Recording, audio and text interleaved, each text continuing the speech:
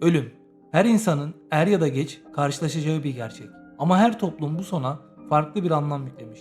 Kimi için ölüm sadece bir veda, kimi içinse ruhun yeni bir dünyaya yolculuğu. Bu video sizi dünyanın dört bir yanından gelen en ilginç ve en gizemli cenaze ritüellerine götürecek. Hazırsanız ölümden sonraki hayatın izlerini sürmeye başlıyoruz. Toraja halkı Endonezya. Endonezya'nın Güney Sulawesi bölgesinde yaşayan Toraja halkı ölümle olan bağlarını koparmaz. Onlar için ölüm fiziksel bir son değil, ruhsal bir geçiştir. Ölen kişi hemen gömülmez. Bazen haftalarca, hatta aylarca evde tutulur. Bu süre boyunca ona hasta denir. Bakım yapılır, yemek bile sunulur.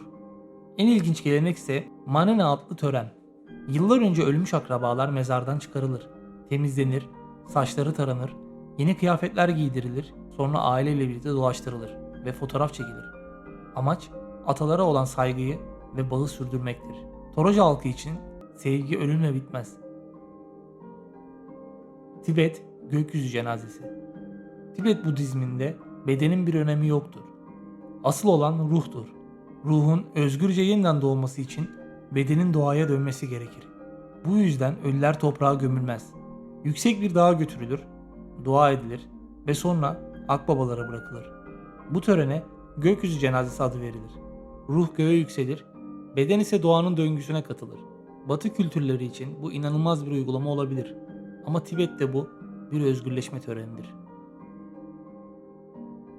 Asılı tabutlar Filipinler. Filipinlerin dağlık bölgelerinde, özellikle Sagada bölgesinde ölüler gömülmez, kayalara asılır. Bu gelenek yaklaşık 2000 yıllık bir geçmişe sahiptir. Tabutlar uçurum kenarlarına ya da mağara duvarlarına çivilenir. Neden mi? Çünkü ölen kişinin ruhunun göğe daha kolay ulaşacağına inanılır. Ayrıca yer altına gömülmemek, kötü ruhlardan korunmak için de bir önlemdir. Bu gelenek günümüzde azalsa da bazı aileler hala bu yöntemi kullanır. Madagaskar Famadihana töreni. Madagaskar'da ölüm bir yas değil, bir kutlamadır.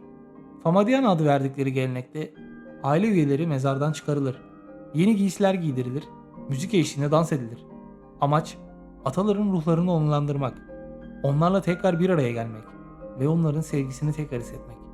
Bazı aileler bunu 5 veya 7 yılda bir yapar ve her tören büyük bir festival havasında geçer. Bir düşünün, ölen dedeniz sizinle tekrar dans ediyor. Buzaltı mezarlığı Grönland. Grönland ve Arktik bölgelerinde yaşayan Inuit halkı doğayla uyumlu bir yaşam sürer. Aynı şekilde ölümle de uyum içindedirler. Ölen kişi toprağa değil, buzla kaplı bir alana ya da büyük bir kayanın altına bırakılır. Bu, ruhun soğuk ve saf bir yolla göğe ulaşmasını temsil eder. Ritüel sessizdir. Çünkü onlar için ölüm gürültüsüz bir geçiştir. Vanuatu Ruhlar Adası. Pasifik Okyanusu'nun ortasındaki Vanuatu adalarında ölen kişinin ruhunun uzak bir adaya gittiğine inanılır. Bu ada bazen deniz ufkunda bir gölge gibi görünür.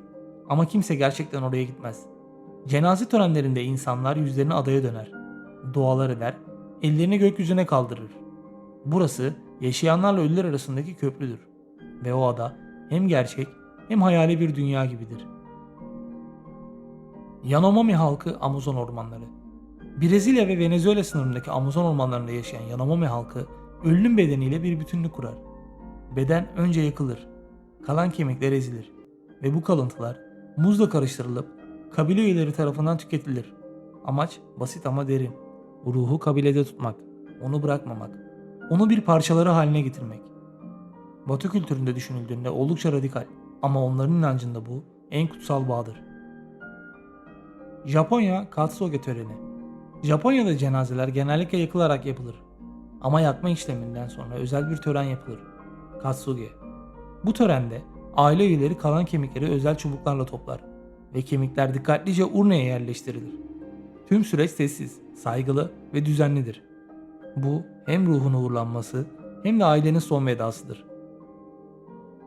Her ritüel, her gelenek bir toplumun ölümle kurduğu ilişkiyi anlatır. Kimi ölümden korkar, kimi ona hazırlanır, kimi ise onu kutlar. Ama hepsinde ortak olan bir şey var. Ölüm, hayatın tam içinde. Peki siz bir gün ölüme gittiğinizde arkanızdan nasıl hatırlanmak isterdiniz? Eğer videomuzu beğendiyseniz kanala abone olmayı ve videoyu beğenmeyi unutmayın.